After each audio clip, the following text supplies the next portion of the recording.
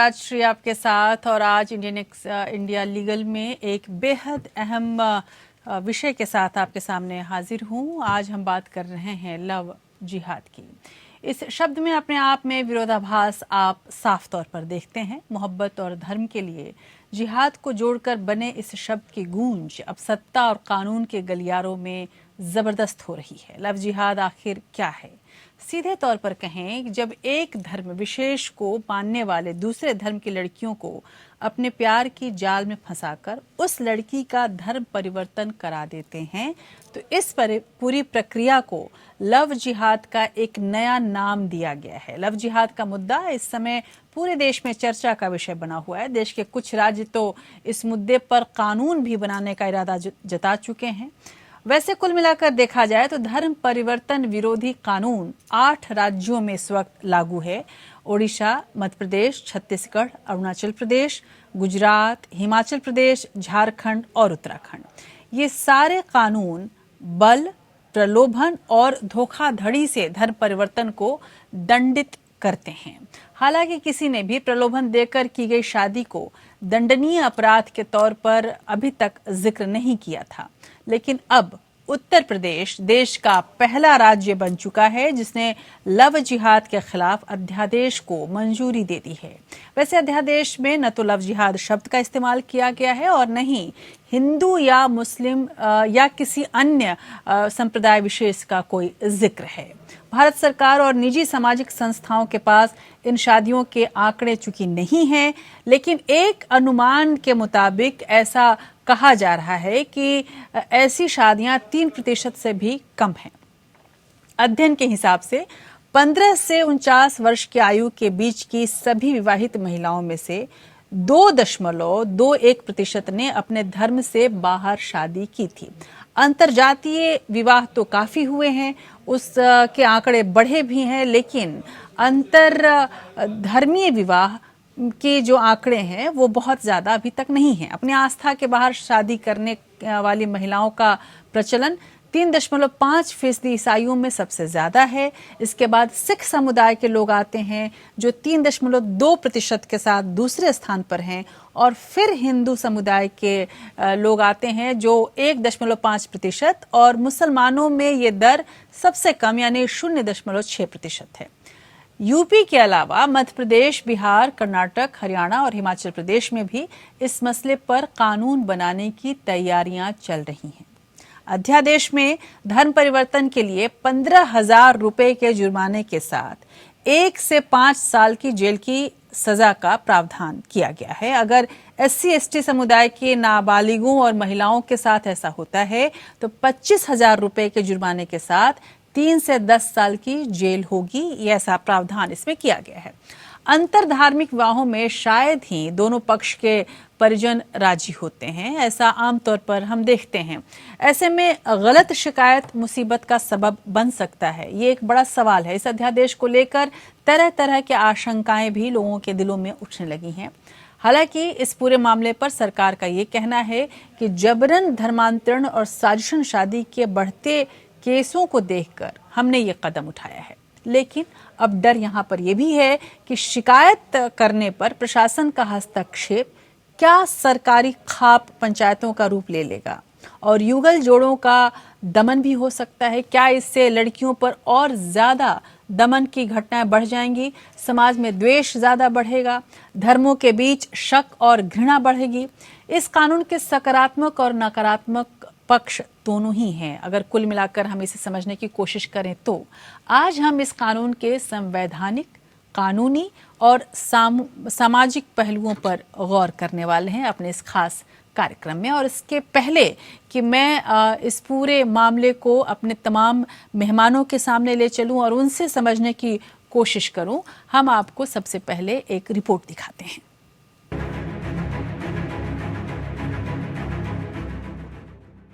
उत्तर प्रदेश में अंतर धर्म शादियों पर राज्य सरकार द्वारा पारित अध्यादेश को राज्यपाल आनंदीबेन पटेल ने मंजूरी दे दी है। इसके साथ ही ये अध्यादेश राज्य में लागू हो गया है।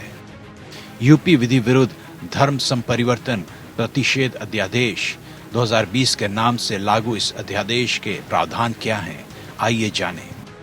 गुमराह करके झूठ बोलकर, लालच देकर, जबरदस्ती या शादी के जरिए धर्म परिवर्तन का दोष साबित होने पर कम से कम 1 साल और अधिकतम 5 साल की सजा होगी। दोषी पर 15,000 रुपये जुर्माना भी लगेगा। शादी या धर्म परिवर्तन के मामले में अगर माता पिता, भाई बहन या अन्य सगा संबंधी शिकायत करता है तो कार्रवाई की शुरुआत की जा सकती है। महिला SC/ST कैटेगरी में अगर आती है तो उसका जबरन या झूठ बोलकर धर्म परिवर्तन कराना कानून का उल्लंघन माना जाएगा। इसमें कम से कम 3 साल और अधिकतम 10 साल की सजा हो सकती है। ऐसे मामले में जुर्माना 25,000 रुपये होगा। सामूहिक धर्म परिवर्तन के मामले में कम से कम 3 साल और अधिकतम 10 साल तक की सजा हो सकती है। जुर्माने की राशि 50,000 तक होगी। अगर कोई धर्म परिवर्तन चाहता है तो उसे डिस्ट्रिक्ट मजिस्ट्रेट को 2 महीने पहले सूचना देनी होगी। ऐसा न करने पर 6 महीने से 3 साल तक की सजा हो सकती है। जुर्माने की रकम 10,000 रहेगी।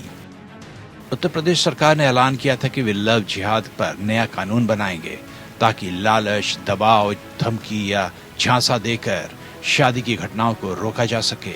इस अध्यादेश में जबरन धर्म परिवर्तन के साथ साजिशन दूसरे धर्म में शादी को दंडनीय अपराध करार दिया गया है। Bureau report.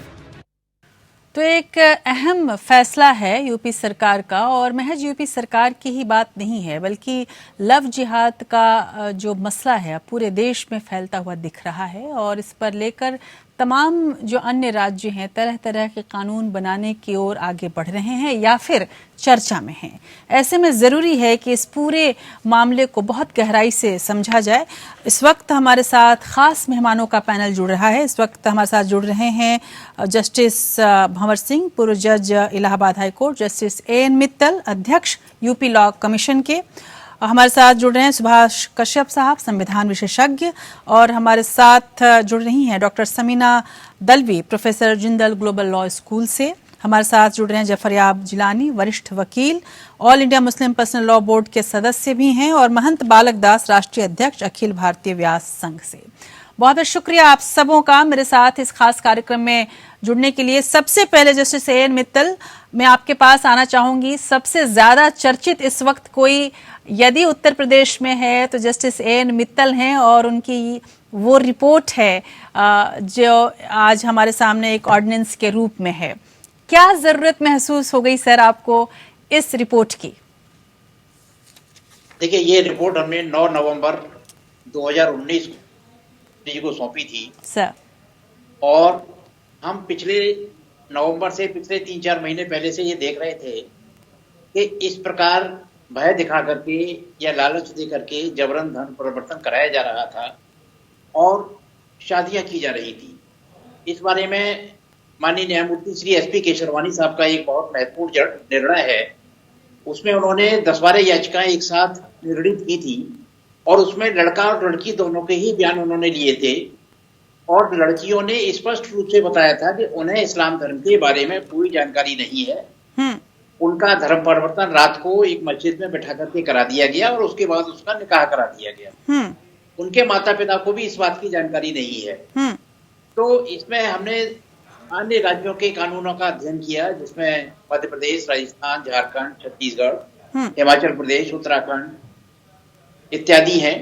इसके अलावा हमने पड़ोसी भी अध्ययन किया, जिसमें पाकिस्तान, बांग्लादेश, भूटान, म्यांमार, नेपाल इत्यादि हैं। इसके अलावा धर्म परिवर्तन पर हमने जो इंटरनेशनल कोवेनेंट्स हैं उनका भी अध्ययन किया।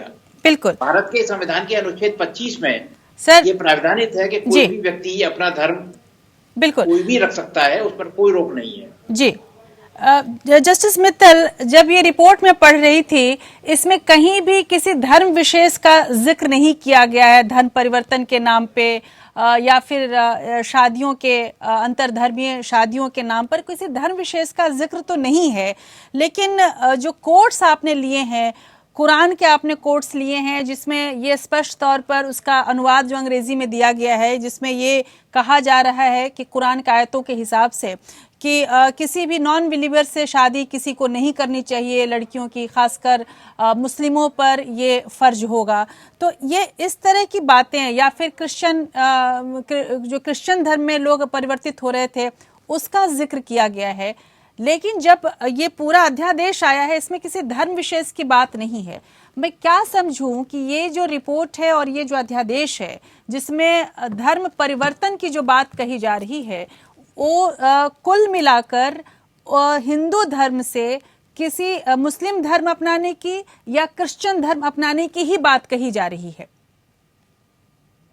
नहीं, इसमें किसी भी धर्म को टारगेट नहीं किया गया है जी। और किसी भी धर्म से दूसरे धर्म में अगर कोई लोभ से, लालच से, भय दिखा करके, अनड्यू इन्फ्लुएंस से, मिसरिप्रेजेंटेशन करके अगर किसी का धर्म परिवर्तन कराया जा रहा है, केवल उसी समय ये अध्यादेश लागू होगा।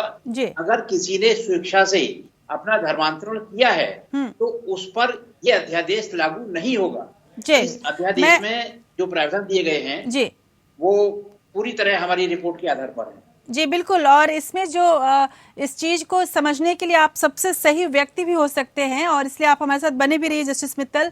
हमारे साथ जस्टिस भंवर सिंह भी जुड़े हुए हैं। जस्टिस भंवर सिंह, अब अध्यादेश को राज्यपाल ने भी मंजूरी दे दी है, तमाम तरह के शक और शुबा भी शुरू हो गए हैं, और ये कहा जा रहा है कि इस बहाने से जो व्यक्तिगत आजादी की फंडामेंटल राइट्स हैं एक तरह से एक आम भारतीय के पास, वो कहीं ना कहीं प्रभावित होगा। आपकी प्रतिक्रिया सर? मेरे विचार में ऐसा कहना सही नहीं होगा।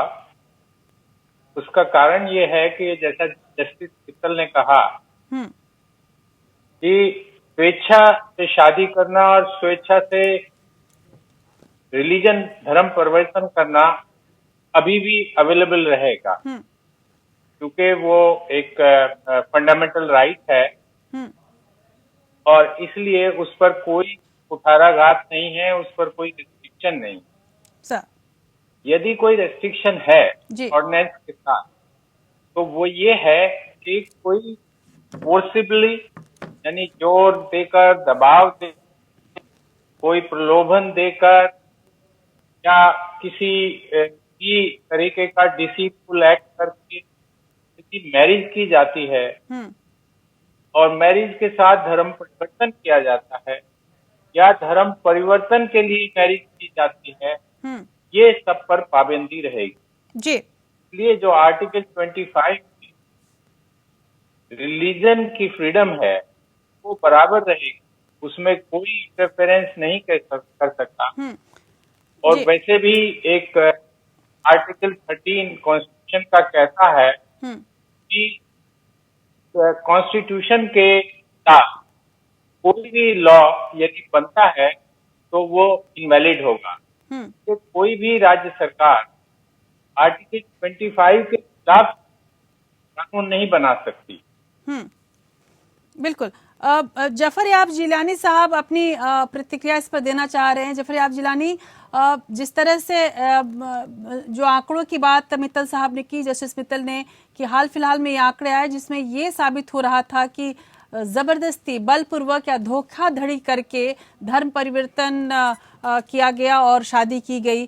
क्या आपको लगता है कि इस्लाम इस तरह की कोई इजाजत देता है, और इस तरह की शादी को इस्लाम के हिसाब से भी, स्पेशल मैरिज एक्ट के हिसाब से भी क्या जायज ठहराया जा सकता है? देखिए, जहाँ तक इसका ताल्लुक़ है कि जबरिया या धोखाधड़ी से या लालच देकर किसी का भी धर्म परिवर्तन, ये किसी धर्म में अलाउड नहीं। जहाँ तक मैं जानता हूँ इस्लाम के बारे में तो मैं बिल्कुल डेफिनेट हूँ कि किसी का धर्म परिवर्तन वो वॉलंटरी होता है। जब वो इस्लामिक से उसूलों से मुत्तफिक हो तब वो धर्म परिवर्तन कर सकता है। अदरवाइज किसी लालच में धर्म परिवर्तन करेगा तो वो एक्सेप्टेबल नहीं होता है जी। लेकिन यहाँ पर एक और बड़ा सवाल है। महंत बालक दास हमारे साथ जुड़े हुए हैं। महंत बालक दास जी, हालांकि ये कहा जा रहा है कि इस्लाम भी कम से कम इस तरह के जबरिया धर्म परिवर्तन का इजाज़त नहीं देता, नहीं इस तरह की शादी की इजाज़त देता है, लेकिन क्यों ऐसा हुआ कि इस तरह के ऑर्डिनेंस की ज़रूरत आप पड़ी है? जैसा कि कहा जा रहा है कि इस तरह की रिपोर्ट्स आने लगी थी क्या आपको लगता है कि वाकई समाज में इस तरह की चीजें अब ज्यादा बढ़ने लगी हैं? देखिए, सेंसर बोर्ड को मुझे लगता है कि केंद्र को अपने हाथ में लेना चाहिए। और जहां तक जो सवाल है, सेंसर बोर्ड ऐसी फिल्मों को अलाउ नहीं करना चाहिए जिससे वैमनस्यता पैदा होती है, भाईचारा में खटास आती हो। बिल्कुल अतिशयोक्ति हो जाएगी ये तो। डॉक्टर समीना दलवी हमारे साथ हैं। डॉक्टर समीना दलवी, एक बड़ा सवाल है जो हमने एक तरह से जस्टिस मित्तल से समझने की कोशिश की, और जस्टिस मित्तल ने जो बताया कि जिस तरह की घटनाएं बढ़ रही हैं, ऐसे में इस तरह के ऑर्डिनेंस की जरूरत है। इसमें भी कोई शक नहीं कि ये ऑर्डिनेंस तब तक ठीक है जब तक संविधान द्वारा दिया गया हमारा जो फंडामेंटल राइट्स है वो उसका हनन नहीं होता हो। पर आप इस पूरे ऑर्डिनेंस को किस तरह से देख रही हैं? हिटलर की नाजी सरकार चली थी और 1930 से जब न्यूरेमबर्ग लॉ आए थे तो ऐसे ही एक अल्टरनेट रियलिटी तैयार की गई थी ब्लू लोगों के बारे में कि ये ऐसे भयंकर शैतान जल्लाद लोग हैं और हमारे लिए इनका रहना इतना खतरनाक है कि इनको हम इनके ऊपर स्टार लगाए, फिर घेटों में डाले, फिर सीए लगाए, फिर ये तरीके से इनको हम कैंप में डाल के बस खत्म कर दें। तो ये जो चला था यूरोप में एक जमाने में 30s से चालू होकर 40s तक, वही अब अल्टरनेट रियलिटी हमारे जगह देश में चल रही है। ये जो यूपी है वो भारत नहीं है जो हमारी डेमोक्रेसी है। ये कोई मनुस्मृति का देश चला है इनका कि अपनी लड़कियों को दूसरों के साथ शादी नहीं करनी है।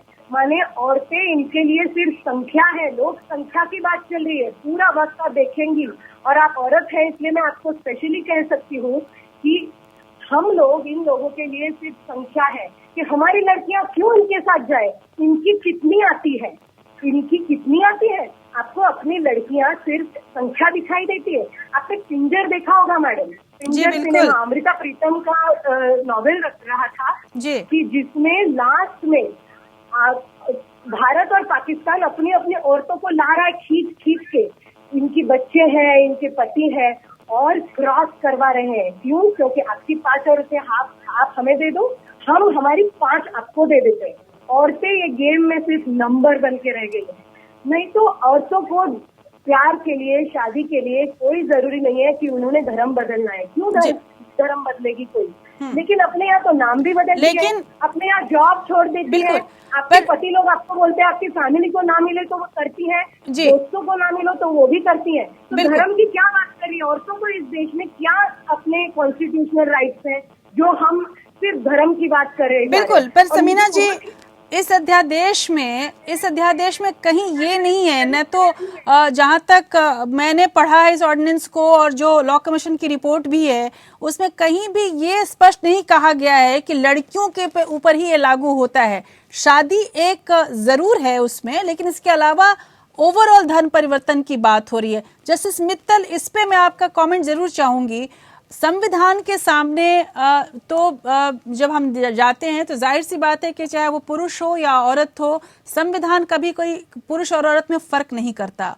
इस ऑर्डिनेंस के माध्यम से, जैसा कि समीना जी कह रही हैं, कि क्या वाकई आप एक आम महिला का जो एक तरह से इंटेलिजेंस है, जो बुद्धिमत्ता है, उसको क्वेश्चन कर रहे हैं? आपको लगता है कि 18 साल की कोई लड़की हो गई है और वो अपने पसंद से शादी करना चाह रही है तो उसकी इतनी अक्ल नहीं है कि उसको जबरदस्ती शादी करा दिया जाएगा? क्या आप ऐसा मानते हैं? जी नहीं, जी नहीं, मैं समीना जी की बात से बिल्कुल सहमत नहीं हूँ जी। और ये जो अध्यादेश है ये नारी के सम्मान और स्वाभिमान को बढ़ाने वाला अध्यादेश है। इसमें नारी के साथ जो छलावा होता है उसको रोकने में मदद लगेगी।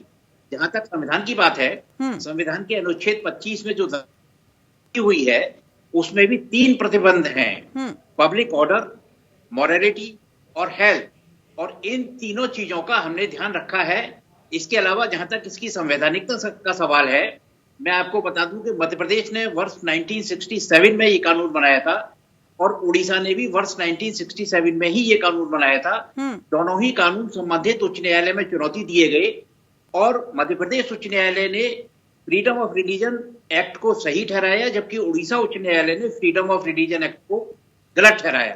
दोनों ही मामले माननीय सर्वोच्च न्यायालय के समक्ष गए और 1977 में माननीय सर्वोच्च न्यायालय ने यह स्पष्ट रूप से कह दिया कि दोनों ही राज्यों के कानून किसी भी प्रकार से धर्म की स्वतंत्रता में बाधक नहीं है जी। और इस विषय पर केवल और केवल राज्य ही कानून बनाने के लिए सक्षम है जी। लेजिस्लेटिव कॉम्पिटेंस केवल राज्य की ही है। बिल्कुल, लेकिन मित्तल साहब, एक बड़ा सवाल है कि ये आखिर शादी को एक तरह से दंडनीय अधिकार जिस तरह से बनाया गया है, यदि कोई शिकायत मिल जाती है, जबरन शादी को दंडनीय अधिकार जो बनाया गया है, वाकई ये संवैधानिक रूप से कितना सही है? हमारे साथ सुभाष कश्यप साहब जुड़े हुए हैं। सुभाष कश्यप, आपकी प्रतिक्रिया क्या होगी?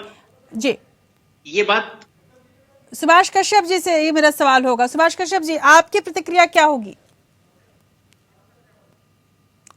अपना असली नाम छिपाकर, तिलक लगाकर और कलावा बांधकर हाथ में कोई ऐसा करता है, हिंदू बन के शादी करता है और बाद में कहता है मैं मुसलमान हूँ, तो वो ऑलरेडी जो एग्जिस्टिंग लॉज हैं उनके हिसाब से भी डिफरेंट सेक्शंस में क्राइम है, फोर्स्ड कन्वर्जन भी क्राइम है जी। और धोखा देना भी क्राइम है।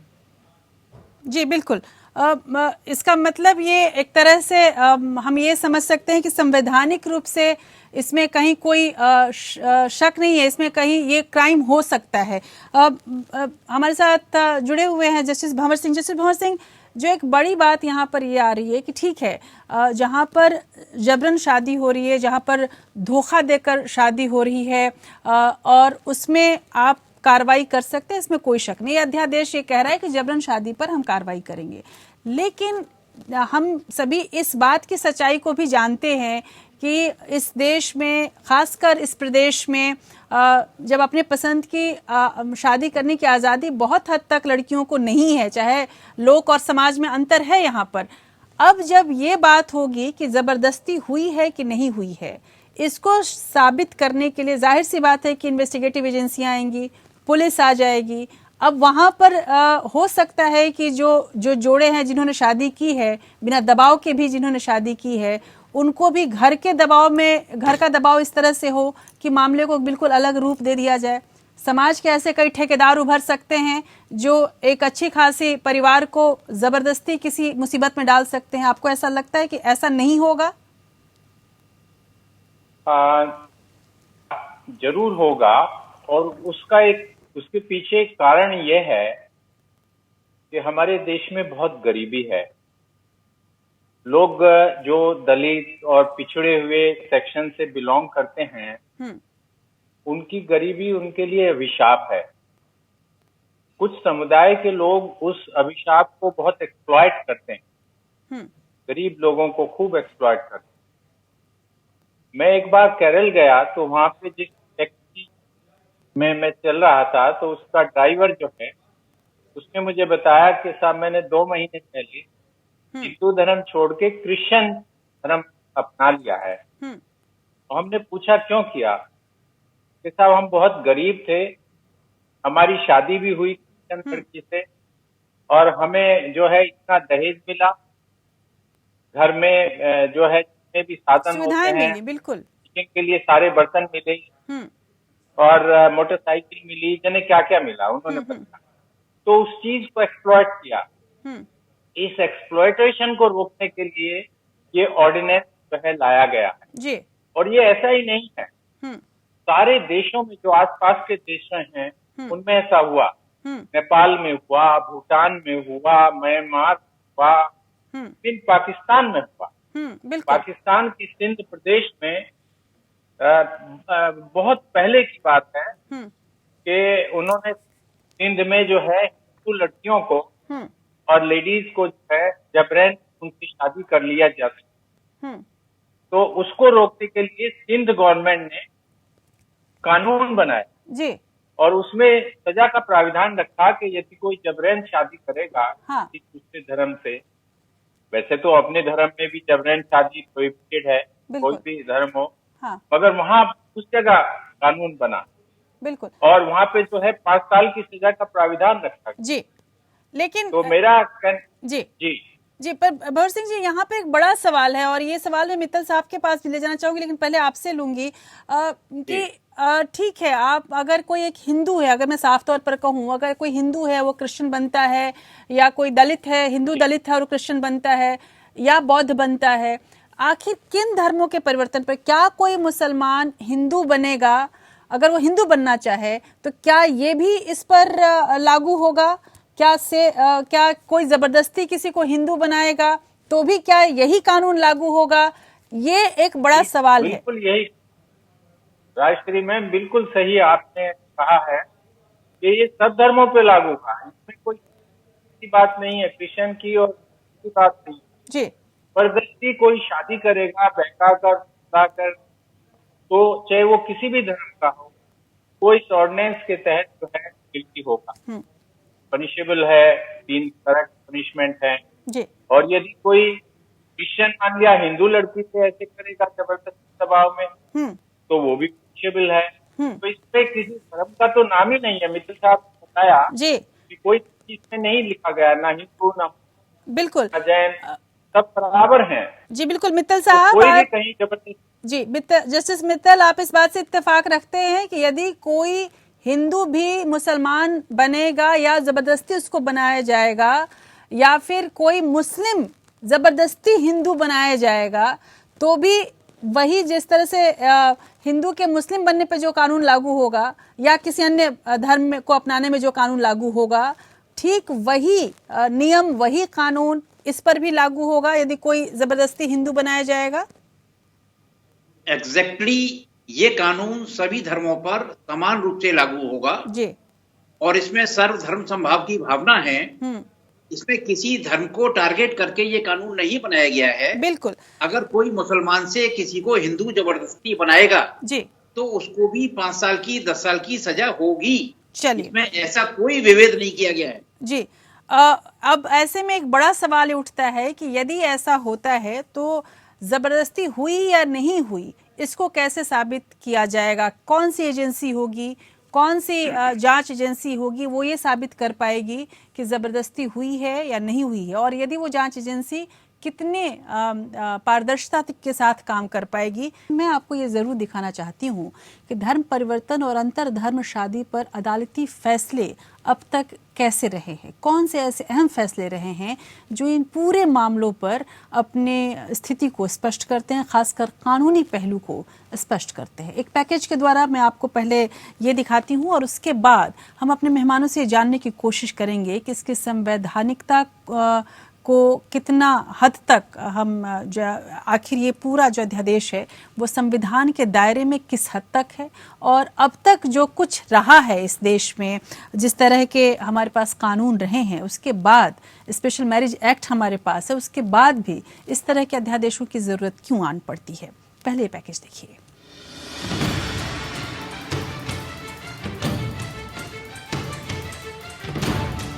धर्म परिवर्तन और अंतरधर्म शादी पर अदालती फैसले बेहद अहम हैं। ये निजी स्वतंत्रता को नजर में रखकर दी गई हैं। कई अदालती फैसले तो मील के पत्थर बन गए हैं। आइए एक नजर डालते हैं इन फैसलों पर। 11 नवंबर 2020 को इलाहाबाद हाई कोर्ट ने सलामत अंसारी केस में व्यवस्था दी कि किसी व्यक्ति के बालिग होने पर उसे वैधानिक तौर पर जीवन साथी चुनने का अधिकार हासिल होता है।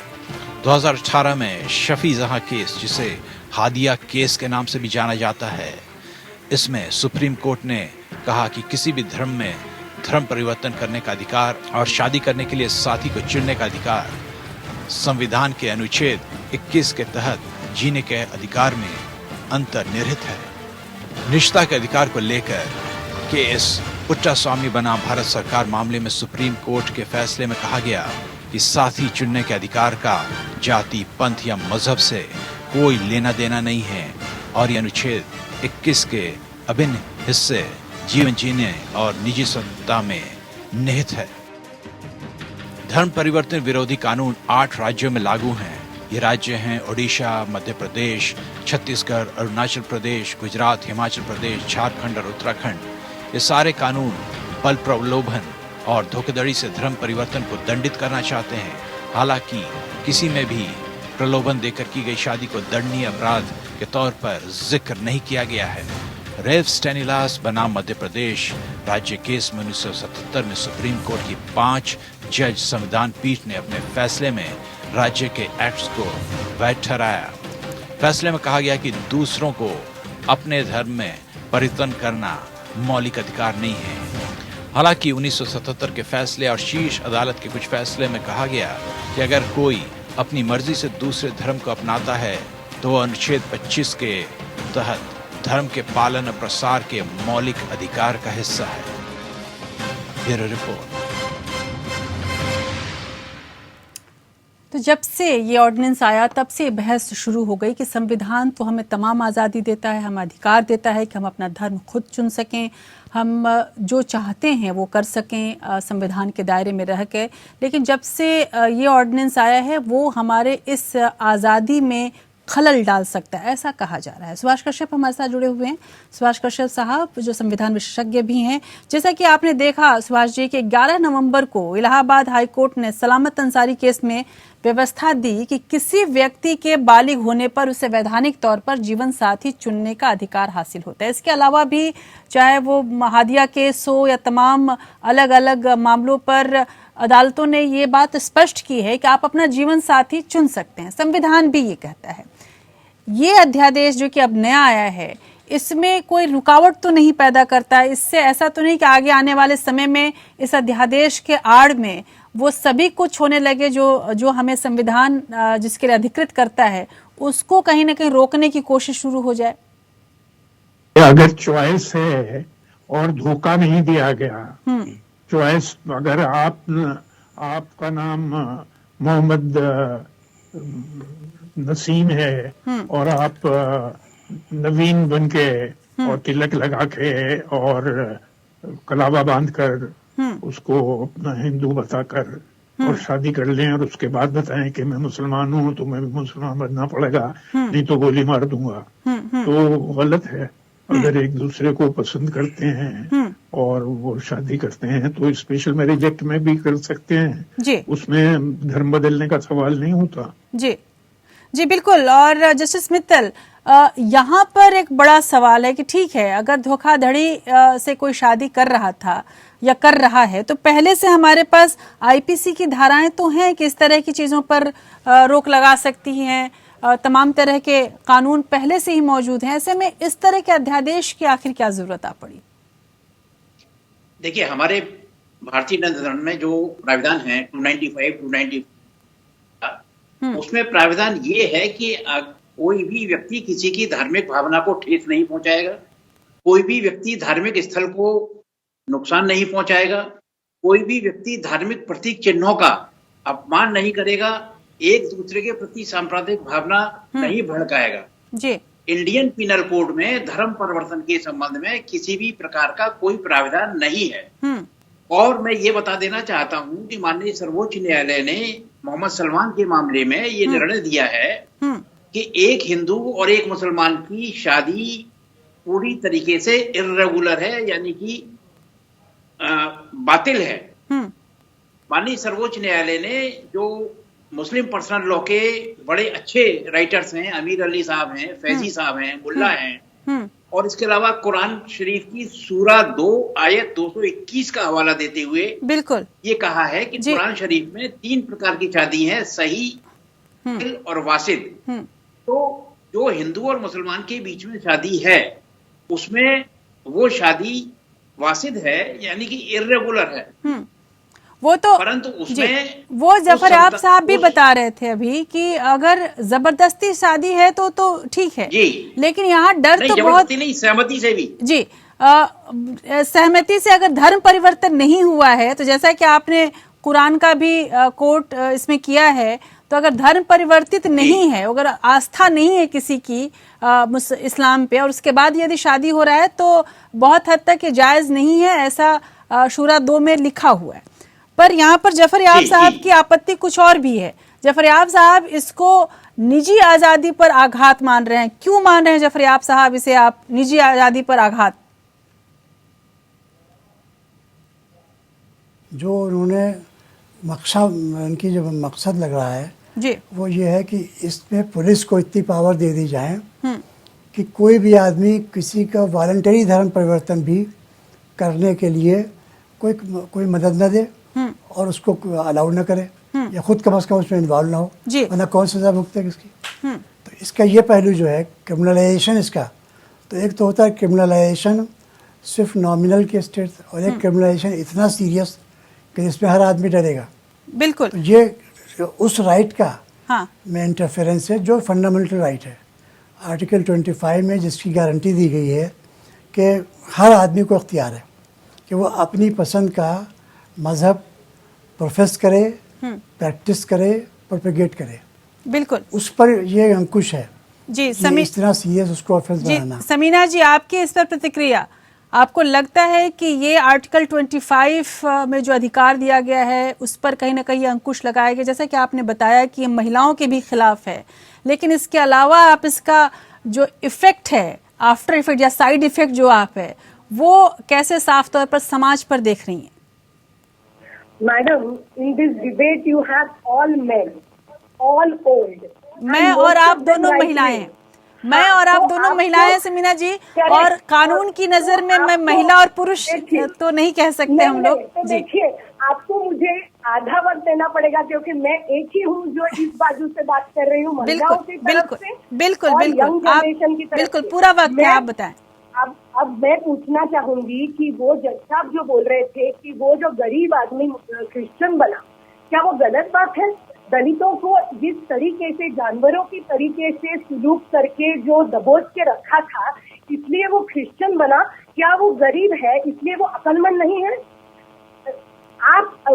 मैं जज साहब से पूछना चाहूंगी कि आपकी बेटियां अब एजुकेटेड होंगी, बहुत अच्छी समीना जी, ये राजश्री जी, अब इनकी बेटियां जब मुसलमानों से, क्रिश्चियनों से शादी करना चाहें, we are young people, we are open minded, we want to make friends and life partners of everyone. बिल्कुल। So then when we make those choices, these parents will have the chance to go and say, my daughter has been lured by some man. She's not in love. She's been lured and she's a stupid girl. जी बिल्कुल, लेकिन समीना जी यहाँ पर समीना जी, मुझे लग रहा है कि यहाँ पर एक चीज समझना जरूरी है कि इस अध्यादेश में जी, इस अध्यादेश में इस बात पर जोर माइंडेड आदमी लोग नहीं है, ये क्रिमिनल माइंडेड पेरेंट्स है हमारे। आप जबरान शादी की बात बार बार कर रही है मैडम, जबरदस्ती ही इस देश में शादी होती है। मनुस्मृति में बोला गया है कि अपनी जो बेटी है, रखमाबाई की केस हुई थी, मैं लॉ प्रोफेसर हूँ, 1886 में बॉम्बे हाई कोर्ट में, और पति गया था RCR, restitution of conjugal rights पूछने। तो रखमाबाई बोली कि अब मैं 19 साल की हूँ, जब मैं 11 साल की थी तब मेरी शादी की गई, मेरी ये शादी को राजामंदी नहीं थी, तो मैं ये शादी में नहीं रहना चाहती। तो सब ये एक्सपर्ट्स आ गए लॉ के, और उन्होंने बोला कि मुसलमानों की शादियों में लड़की और लड़का एक दूसरे को सम्मति देते हैं, और जी हिंदुओं की शादी में ऐसा नहीं होता है। लेकिन हमारे लड़कियां ही कंसिडरेशन है, हम कन्यादान करते हैं, जो कन्या है वो भेंट जी, लेकिन तब से उसके बाद हिंदू मैरिज एक्ट आ गया, बार बिल्कुल जी, उसके बाद बस समीना जी, उसके बाद बहुत पानी बह गया, हिंदू मैरिज एक्ट आ गया, हमारे पास स्पेशल मैरिज एक्ट भी है, अभी हम बहुत हद तक आधुनिक हैं। यहाँ पर बात यहाँ पर डॉक्टर अम्बेडकर जो हमारे संविधान के जनक थे, उनको ही ये लोग 10 साल के लिए अंदर डाल देते थे, क्योंकि वो तो हिंदू थे, हिंदू नहीं थे, वो बेचारे दलित थे। नहीं, लेकिन यहाँ पर एक फंडामेंटल चीज समझना जरूरी है, जो बार बार मेरे ख्याल से जस्टिस मित्तल भी इसको क्लियर कर रहे हैं, और जस्टिस भंवर सिंह भी, और सुभाष कश्यप ने भी जो बताया कि जबरन शब्द का उपयोग किया गया है। यदि कोई अपनी इच्छा से धन परिवर्तन कर रहा है, या अपनी इच्छा से धन परिवर्तन करके शादी भी कर रहा है, तब तक दिक्कत नहीं है। वो अपनी इच्छा से क्रिश्चियन बना है, लेकिन जज साहब तो नहीं ना लग रहा है कि अपनी इच्छा से वो बना है। वही मैं आपको पूछ रही हूँ कि डॉक्टर अम्बेडकर को भी ये लोग डाल देते थे 10 साल के लिए। नहीं, पर डॉक्टर अम्बेडकर की तो मेरे ख्याल से अतिशयोक्ति हो जाएगी वो उदाहरण लेना, क्योंकि वो अतिशयोक्ति हो जाएगी। क्या हो रहा है इस देश में आप देख रही हैं? नहीं, वो सामाजिक पहलू अलग है, कानूनी, अगर हम कानून के दायरे में रह के बोलेंगे तो शायद बात अलग हो जाएगी। जैसे मित्तल, आप लोग जस्टिस भंवर सिंह और जस्टिस मित्तल, एक बड़ा सवाल उन्होंने उठाया कि इसमें कोई शक नहीं कि जो सबीना कह रही हैं वो एक सामाजिक सच है।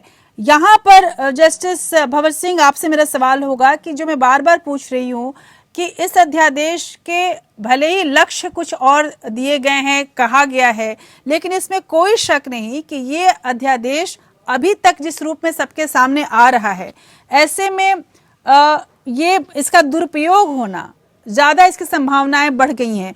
इस कानून में का आड़ लेकर, इसके आरोप लगाकर किसी को भी जबरन धर्म परिवर्तन का दोषी बनाने का भी खतरा बढ़ गया। आखिर उसको कैसे रोका जाएगा? देखिए राजश्री मैम, जो अंबेडकर जी का जिक्र किया समीना मैम ने, तो अंबेडकर जी ने कहा था कि कॉन्स्टिट्यूशन कितना भी अच्छा हो, वो खराब साबित होगा यदि उसे इम्प्लीमेंट करने वाली ब्यूरोक्रेसी खराब है। बिल्कुल। और कॉन्स्टिट्यूशन कितना भी खराब हो, यदि उसको लागू करने वाले लोग बहुत अच्छे हैं, नेक नियति से लागू करते हैं, तो वो कॉन्स्टिट्यूशन खराब भी अच्छा हो जाए जी। तो यही एनालॉजी लगेगी कि इस ऑर्डिनेंस का अगर दुरुपयोग होता है तो ये बात सही है कि उसमें जो है कुछ कुरीतियां आ जाएंगी, मगर दुरुपयोग को रोकने के लिए कोर्ट्स हैं, डिस्ट्रिक्ट कोर्ट्स हैं, हाई कोर्ट्स हैं, सुप्रीम कोर्ट्स हैं, सब जो है लॉ का मिसयूज जहां होता है या उसका दुरुपयोग होता है, कोर्ट इंटरफेयर करते हैं। बहुत सारे केसेस में हजारों की तादाद में इसका उदाहरण है कि कोर्ट जो है they protect the rights of the citizen. तो ये करना या ये डरना, ये मिसयूज होगा, क्यों होगा जब कोर्ट कहाँ चली जाएंगी हमारी। हाई कोर्ट इलाहाबाद ने अभी कहा कि मैरिज जो है तो मुस्लिम की लीगल है, हाउस जो है मेजर थे। बिल्कुल। और मुझे बहुत सारे ऐसे लोगों के नाम याद हैं, बताने के समय की कमी है। पहले शाहरुख खान का ही लिया जा सकता है, घर में ही लड़की है, उसके घर कभी आज तक कोई ऐतराज हुआ, उसके घर में मंदिर बना हुआ है, वो मस्जिद की पूजा करती है।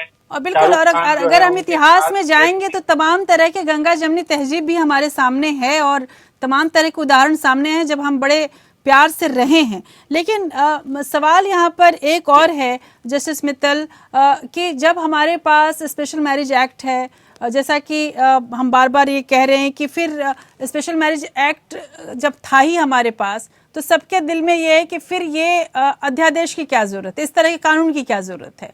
हमारे पास जबरन कुछ हो रहा है तो उसको भी रोकने के लिए तमाम तरह का कानून है, फिर अध्यादेश की क्या जरूरत है।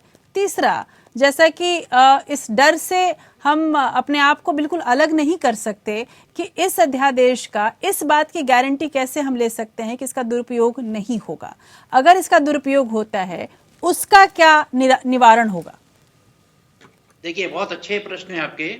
सबसे पहले तो मैं इसके दुरुपयोग के संबंध में बता देना चाहता हूँ कि इस बात का पूरा ध्यान रखा गया है कि पीड़ित के माता पिता, भाई बहन या उससे मैरिज से रिलेटेड है या एडॉप्शन से रिलेटेड कोई व्यक्ति है, केवल वही शिकायत कर सकता है, अन्य किसी एनजीओ को या किसी संस्था को इसमें शिकायत करने का अधिकार नहीं है। पहली चीज। दूसरी चीज ये कि जो पीड़ित पक्ष है वो ये सिद्ध करेगा कि उसको दबाव से धर्म परिवर्तन कराया गया है, बलपूर्वक धर्म परिवर्तन कराया गया है, और जिस मौलवी, पंडित या पादरी ने उसका धर्म परिवर्तन कराया है उसका साक्ष्य भी इसमें महत्वपूर्ण होगा। इसने स्वेच्छा पूर्वक अपना धर्म परिवर्तन किया है या किसी के भय के कारण किया है। तो इस प्रकार से इस बात को पूरा ध्यान में रखा गया है कि किसी भी प्रकार से इस कानून का किसी भी रूप में दुरुपयोग ना हो। लेकिन जस्टिस मित्तल, क्या आप इस सच्चाई को, जस्टिस मित्तल, यहाँ पर एक थोड़ा सा आपको रोकना चाहूंगी, क्या इस सच्चाई से आप इनकार करेंगे कि यही वो देश है, यही वो प्रदेश है जहां पर ऑनर किलिंग भी होती है, जहां लड़कियों को ये हक नहीं दिया जाता है, वो अपने पसंद से भी शादी करती हैं तो उनको इसलिए मार दिया जाता है कि उन्होंने अपनी पसंद से शादी की है। अब अगर ऐसे में कोई लड़की किसी अन्य धर्म में शादी करती है और घर वाले तो आराम से कह सकते हैं कि उस पर दबाव दिया गया और यही होता है, ऐसे में वो तो वो बड़ी कमजोर स्थिति में है, वो लड़की जिसने शादी की वो तो बड़ी कमजोर स्थिति में है, उसके साथ न्याय कैसे सुनिश्चित करेंगे आप? जैसे रेप के मामले में पीड़िता का बयान सबसे महत्वपूर्ण होता है, इसी प्रकार से फोर्सफुल कन्वर्जन के मामले में जो लड़की है या जो लड़का है उसका बयान बहुत महत्वपूर्ण होगा। और जैसा कि मैंने आपको पहले ही बताया है कि इंडियन पिनल कोड में फोर्सिबली कन्वर्जन पर किसी भी प्रकार का कोई कानून नहीं है। और जहां तक स्पेशल मैरिज एक्ट का सवाल है, स्पेशल मैरिज एक्ट में ये प्रोविजन है कि दो बालिग व्यक्ति अगर शादी करना चाहते हैं तो वो संबंधित विवाह अधिकारी को अपना आवेदन पत्र प्रस्तुत करेंगे और वो विवाह अधिकारी संबंधित माता पिता को, निकट संबंधियों को और पब्लिक को एक नोटिस जारी करेगा और 1 महीने के अंदर अगर कोई आपत्ति नहीं आती है तो उस विवाह का पंजीकरण हो जाएगा जी। तो ऐसे मामलों में ये लोग गुपचुप रातों रात धर्म परिवर्तन करा करके और रातों रात निकाह और शादी कर लेते हैं जी। अगर ये स्पेशल मैरिज एक्ट के प्रोविजंस को अपनाना चाहें तो आज भी स्वतंत्र हैं, कोई बाधा नहीं है। अभी आप देखें हाल ही में सैफ अली खान साहब ने करीना कपूर से शादी की है। तमाम बॉलीवुड में हमारे सितारे हैं, तमाम पॉलिटिशियंस हैं, सचिन पायलट हैं जी, लेकिन वो अपवाद हैं जस्टिस मित्तल, वो अपवाद हैं, कोई दबाव नहीं है जी। लेकिन जस्टिस मित्तल वो अपवाद हैं, जो हक करीना कपूर को है वही हक गोरखपुर की एक लड़की को भी है। यदि वो लड़की किसी से शादी करना चाहती है, किसी मुस्लिम से, या एक लड़का जो बौद्ध बनना चाहता है या किसी अन्य धर्म में जाना चाहता है, तो आखिर उसके लिए हम ये उम्मीद नहीं कर सकते कि वही सुविधाएं मिलेंगी जो करीना कपूर को है वो एक लड़की को भी मिलेगी। उसके घर वाले उतने विद्रोही हो सकते हैं। ऐसे में आपको नहीं लगता कि ये अध्यादेश आपने लड़कियों के गले पे एक तलवार रख दी है? इस अध्यादेश के माध्यम से उनके घर वालों के हाथ में एक ऐसी तलवार दे दी है कि वो जब चाहे अपनी उस लड़की का गला काट सकते हैं, उसकी उम्मीदों का गला काट सकते हैं। जी नहीं, ये बिल्कुल गलत है, बल्कि ये लड़कियों के सम्मान को बढ़ाने वाला कानून है, ये लड़कियों के स्वाभिमान को बढ़ाने वाला कानून है, ये लड़कियों की रक्षा करने वाला कानून है। इसमें किसी भी प्रकार से लड़कियों को प्रताड़ित नहीं किया जा सकता, क्योंकि लड़की का बयान सर्वोपरि होता है। आज भी कोई बालिग लड़की अगर अपनी शादी करना चाहती है, निकाह करना, कोई धर्म परिवर्तन करना चाहती है अपनी मर्जी से, तो आज भी कोई रोक नहीं है। माननीय इलाहाबाद उच्च न्यायालय ने भी आर्टिकल 21 के प्राविधान का हवाला देते हुआ है कि कोई भी दो बालिग अपनी मर्जी से अपना जीवन साथी चुन सकते हैं। बिल्कुल, ये कानून जो अध्यादेश आया है ये किसी भी रूप में उसमें बाधक नहीं है जी। लेकिन सादिया जी, इस पर आपका, समीना जी माफ कीजिएगा, आपकी प्रतिक्रिया जरूर चाहूंगी। एक महिला होने के नाते मैंने भी बताने की कोशिश की है जस्टिस मित्तल को कि सच्चाई कुछ और भी है जो उस पार से दिख नहीं रही है शायद। आप इसमें कहाँ सबसे बड़ी कमी देख रही हैं, जो जहां पर दुरुपयोग होने की संभावनाएं इसकी बढ़ गई हैं, या इसको बहुत हद तक जो जानकार यहां तक कह रहे हैं कि ये एक तरह से हमें एक ऐसे वक्त में भेज रहा है जो आज से 2 सदी पहले था? समीना,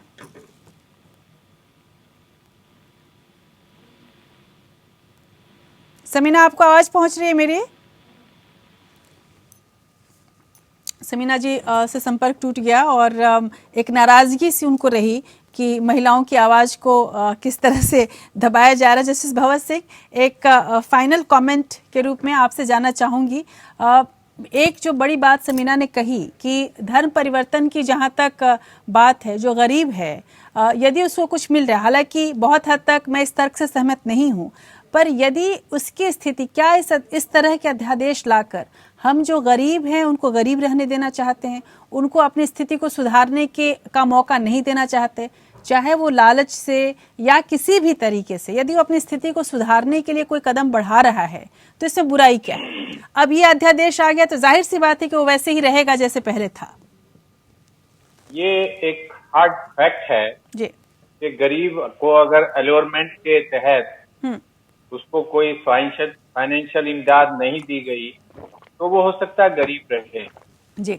मगर सवाल ये है कि उसकी जो कंसेंट है वो कहाँ तक, को ये अल्योरमेंट दे के बहका फुसला कर लिया गया है या वो वाकई शादी के लिए राजी है, ये देखना जरूरी है। यदि शादी के अलावा शादी के अलावा नॉर्मल धर्म परिवर्तन की बात करें, जस्टिस भवर सिंह, जैसे कई लोग बौद्ध बन जाते हैं या क्रिश्चियन बन जाते हैं जहाँ शादी का बहुत मसला नहीं होता, क्या आपको ऐसा नहीं लगता है कि ऐसे में अब ये अध्यादेश आ गया तो जिसकी जो स्थिति यथास्थिति में ही बना रहेगा, वो यदि किसी अन्य धर्म में जाने से उसकी स्थिति सुधर भी सकती थी तो भी वो सुधरेगी नहीं अब? नहीं, ऐसा नहीं है। देखिए, राइट टू लाइफ और राइट टू रिलीजन आर्टिकल 21 और आर्टिकल 25 में मौजूद रहेंगे। उन पर कोई इफेक्ट इस ऑर्डिनेंस का होने वाला नहीं है।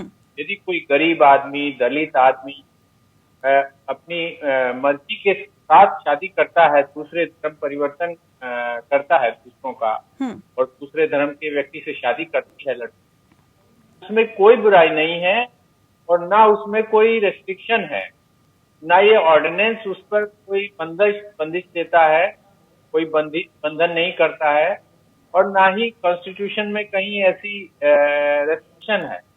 रेस्ट्रिक्शन केवल वहां है जहां बहका फुसला कर गरीबी से उभरने के लिए को एक लालच दिया गया है कि तुम जो है धर्म परिवर्तन कर लो और हमसे शादी कर लो। तो इसका सवाल नहीं है कि उसको गरीब रहने दिया जाए या उसको अमीर बना दिया जाए।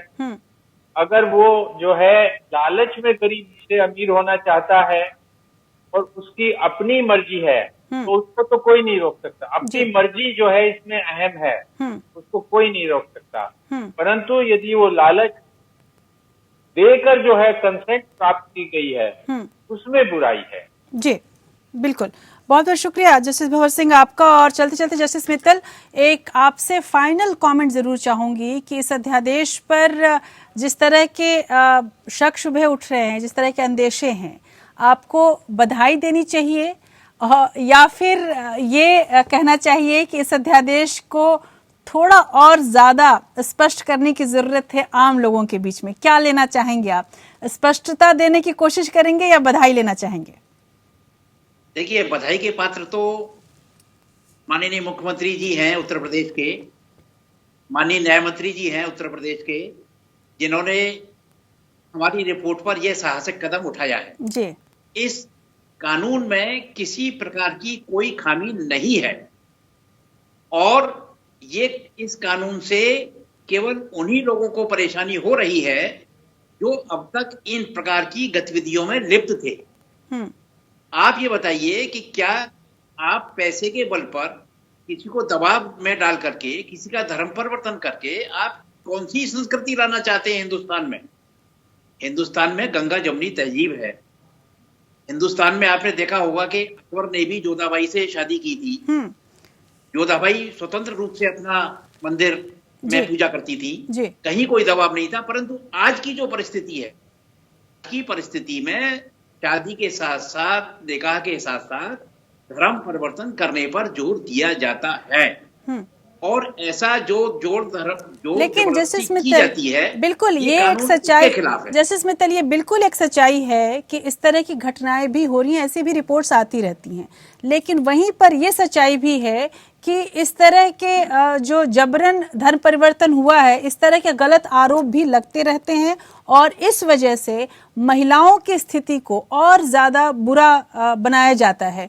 हम इस बात की उम्मीद जरूर आपसे करेंगे कि इस अध्यादेश के माध्यम से अगर एक पहलू सुधारने की कोशिश हो रही है तो दूसरे पहलू को भी सुधारा जाएगा और महिलाओं के जो हक हैं और खासकर जीवन साथी चुनने का हक या एक आम व्यक्ति का जो हक है कि वो अपने हिसाब के धर्म को अपना सके, अपने हिसाब के मत के को अपना सके और उस हिसाब से रह सके, उस अधिकार को भी बल मिलेगा, उस अधिकार को कोई धक्का नहीं मिलेगा। संविधान ने जिस तरह की आज़ादी हमें दी है, संविधान ने जिस तरह के स्वीकृति हमें दी है अपने पसंद की चीज़ों को चुनने की, खासकर धर्म और जीवन साथी चुनने की, वो सब कुछ हमारे लिए जो फंडामेंटल राइट्स हैं, जिसको कहा जाए मूलभूत अधिकार हैं, वो कहीं ना कहीं इस तरह के अध्यादेशों से प्रभावित नहीं होंगे, इस बात की हम उम्मीद कर सकते हैं। लेकिन इस वक्त ये अध्यादेश सबसे ज़्यादा चर्चा में है। इस अध्यादेश के तमाम पहलुओं को आज हमने समझने की कोशिश की है, इसके संवैधानिक परिधि को भी जानने की कोशिश की है और कहाँ तक ये अध्यादेश कारगर हो सकता है और कहाँ पर इसका दुरुपयोग हो सकता है, इन बिंदुओं को भी आज हमने टटोलने की कोशिश की इंडिया लीगल में। आने वाले समय में इसका असर भी दिखने वाला है और इसमें कोई शक नहीं कि ये अध्यादेश राजनीति की दुनिया के लिए एक बड़ा हथियार बनने वाला है। आज इंडिया लीगल में बस इतना ही। अगले हफ्ते हम फिर आपके सामने हाजिर होंगे एक अहम सवाल के साथ। बने रहिए आप हमारे साथ। नमस्कार।